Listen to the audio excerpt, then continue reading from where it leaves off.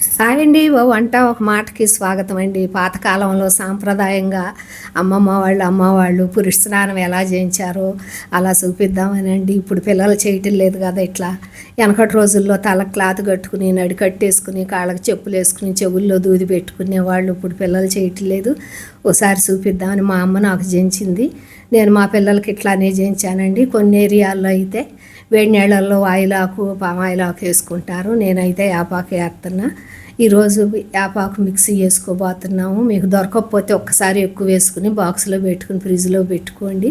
లేత ఇగురు యాపాకు తీసుకుని ఒకసారి మిక్సీ వేసి దానిలో కొంచెం పసుపు కొంచెం నువ్వుల నూనె వేసి మెత్తగా మిక్సీ వేసుకుని బౌల్లోకి తీసుకుందాము. ఈ పేస్ట్ రుద్దుకుంటే అండి నడుము చుట్టూ మెడ చుట్టూ మోచేతులకి అట్ట నల్లగా వచ్చింది ప్రెగ్నెన్సీ అప్పుడు. ఇది రుద్దుకుంటే తగ్గిపోద్ది. నూగుల నూనె రుద్దుకుంటే ఒళ్ళు గట్టి పడిపోద్ది. బాగా నూగుల నూనె పెట్టుకోవాలి. మాడుకు కానీ ఒంటికి కానీ బాగా గట్టిగా. కొంచెం ఆముదం వేసుకుని స్టవ్ మీద పెట్టుకుని ఒక చిన్నుల్లిపాయ కొట్టేసి వేడైనాక ఆరినాక కాటన్ క్లాత్తో దూత్తో ఆ చెవులో 2 సుక్కలు ఈ చెవులో 2 సుక్కలు పురిటి స్నానం చేయబోయేప్పుడు వేసుకోవాలి. రోజు అట్ట పురిటి స్నానం అప్పుడు చెవులో 2 సుక్కలు ఆముదం వేసుకుని ఈ పేస్ట్ ఒంటికి బాగా నువ్వుల నూనె పట్టిస్తే ఒళ్ళు గట్టి పడిద్ది, షైనింగ్ వచ్చిద్ది, బ్యాక్టీరియా లాంటిది కూడా రాదు అసలు.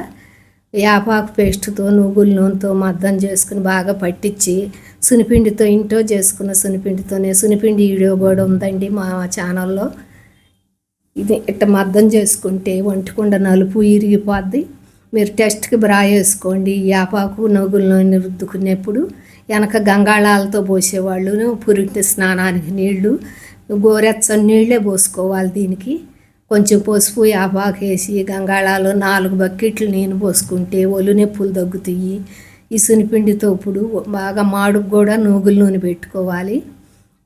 పురిటి స్నానం అయినాక ఇట్ట బొగ్గులతో సాంబ్రాణి వేసుకోవాలి. మా ఫుల్ వీడియో ఉందండి. ఒక లైక్ కొట్టండి, సబ్స్క్రైబ్ చేసుకోండి.